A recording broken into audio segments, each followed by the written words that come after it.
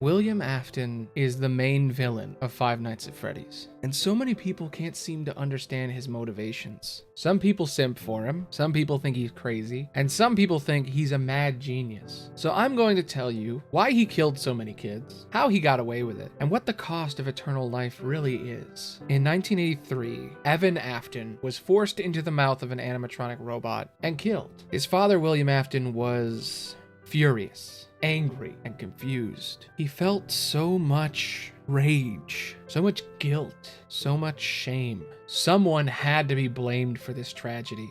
His son was dead, and rather than accept the fact that his neglect led to his son's death, he blamed everyone else. His oldest son and the cruel, idiotic children that tormented Evan. It was easier to hate the world rather than himself. But out of all the people he hated, out of all the people he blamed, there was one man he blamed more than anyone. Henry Emily, the smartest man he knew. He trusted him, admired him, he loved him, but Henry's robot killed his son. William's behavior was erratic. He was heartbroken, angry, and above all, drunk. With his son dead, he was only left with disappointment and rage. Every time he looked at Michael's face, he saw himself. And even though he wouldn't admit it, he hated himself. He hated that place and those sniveling, screaming children. After some very alcoholic behavior, Henry told him it would be best if Will would stay away from the pizzeria for a little while. He wasn't well, and Henry was worried about him. So as William was forced to take a break, Henry was very busy. With everything that had happened, Henry was desperate to prevent this kind of thing from ever happening again. If anything like that happened to his kid, to Charlie, he wouldn't be able to handle it. And Henry was smart, so he built a new security system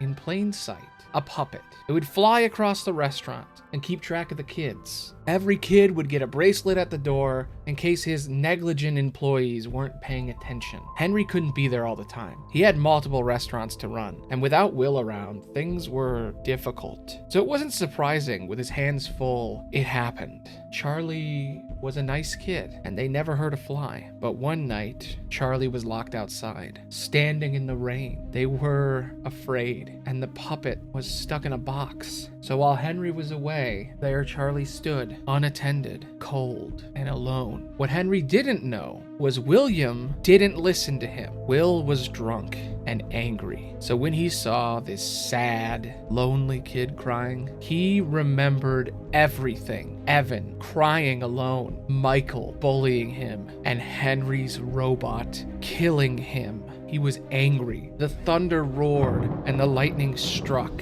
He struck Charlie in the back of the head with a glass bottle, and he drove away. Charlie was left in the alley, dying. The puppet, the thing Henry made to keep Charlie safe, was too late. As Charlie died, they knew they couldn't move on. Charlie had to stop this man. They had to stop William Afton. Charlie's soul entered the puppet, and despite the police finding their body, Charlie refused to move on. William was a murderer, and Henry had no idea. Henry was utterly destroyed. He couldn't work, he couldn't even breathe.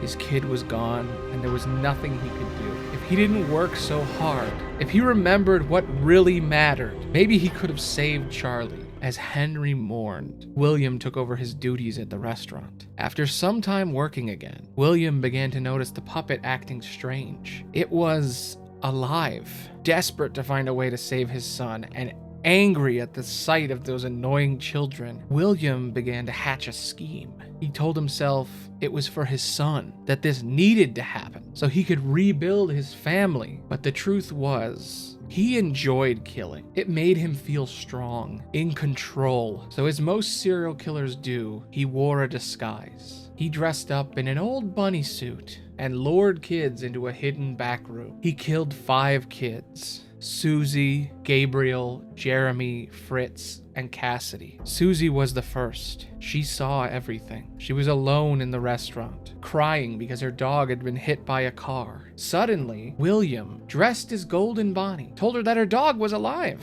that he could take her to him. He took her into the hidden storage room at the back of the restaurant and killed her. A few months later, after 2 kids were reported missing, the cops started to investigate. Henry was confused and worried. What was William doing? How could he let this happen? Is the restaurant cursed? The cops watched the security footage, and someone in an old bunny suit was luring kids off camera. Henry was shocked, horrified. It was Will, his partner, the man he started all this with years ago. Henry connected the dots and realized what happened. William was a monster. He killed those kids, and maybe even Charlie. It was so horrible. William was arrested, and after some more investigation, he was connected to 3 more kids. 5 kids were missing, and they couldn't find them. William was clearly on camera. He lured them somewhere, but no one could find them. Their bodies were stuffed in the robots. In that hidden room, supernatural forces were at work.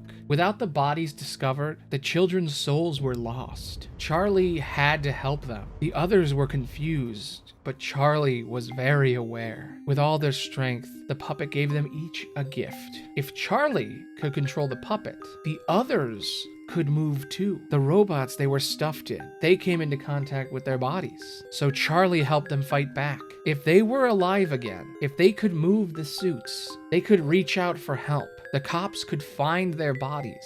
It was a good plan, but Charlie failed. The cops never found the bodies, and the restaurant closed soon after. Despite multiple health code violations, despite the suits themselves acting strange and literally oozing blood, they never found the bodies inside. While William was in lockup, he made his son Michael do his bidding. Before he was arrested, he had done more than kill those 5 kids. He had made machines that could kill for him. He might have even killed other kids. In his mind, he was finding a way to live forever, to save his family, by any means necessary. After he told Michael to find his sister, and he never came back, William didn't care. He had more important things to worry about. He was released. The case never went to trial. No body, no crime. He knew what he had to do. He needed to cover his tracks.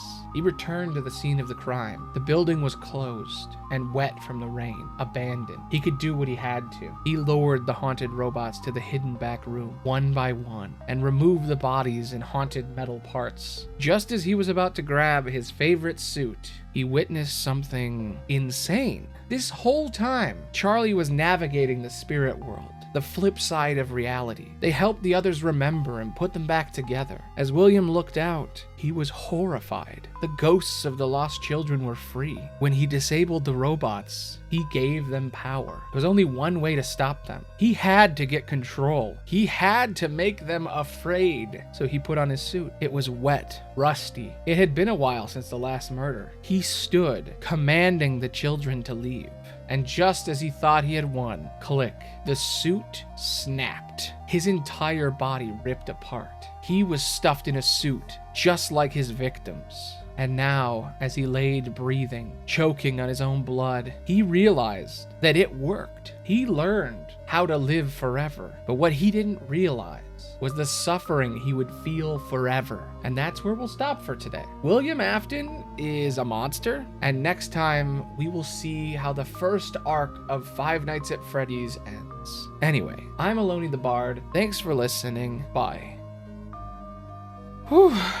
That was pretty good. That was a very long recording. There's only 1 week left of FNAFtober. It's been an interesting experiment. I was worried these videos wouldn't get any views at all. So I'm glad that you guys have stuck with me. It's good to know if I want to take a break from Kingdom Hearts and talk about something else, people will actually give me a chance, and YouTube will actually send you guys videos. Spooky month is almost over, and I've been streaming a lot of stuff over on my Twitch, twitch.tv/AloniTheBard. Kingdom Hearts videos will be back on the 1st of November. So from the bottom of my heart, thanks for listening. Bye.